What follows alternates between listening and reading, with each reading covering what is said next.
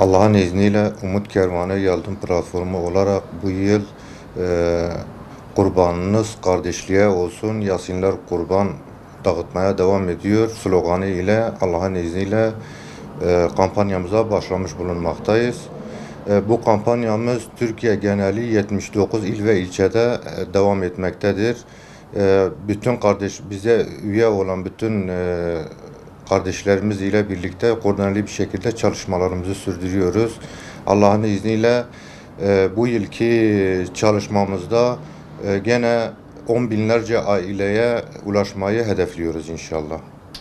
Geçen yıl 10 binlerce aileye ulaştık ve Allah'a hamdolsun çok bereketli geçti. Geçen yılki sloganımız şöyleydi: Yasin'in dağıtamadığı kurbanları siz dağıtın diye.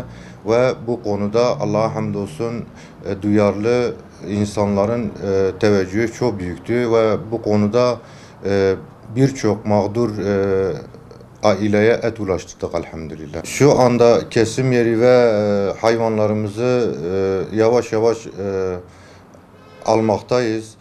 Kesim yerimiz şu anda hazır halde bekliyor. Allah'ın izniyle o gün oraya gelip oradaki o hijyen, o temiz ve o kardeşlik duygularıyla çalışmaları hep birlikte inşallah göreceğiz.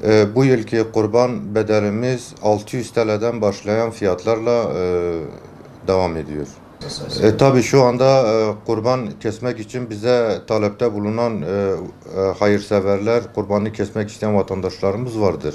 Biz bunları şu anda almaya başladık ve almaya devam ediyoruz inşallah. O gün geldiği zaman hem ibadet hem kardeşlik ruhuyla bu görevimizi inşallah yerine getireceğiz. Hayırseverlere çağrımız şudur: biz diyoruz ki en azından yılda bir de olsa evine et girmeyen insanların evlerine et ulaştıralım ve bu konuda duyarlı olalım. Gelin hep birlikte Yasin'in ulaştıramadığı etleri gelin birlikte biz ulaştıralım.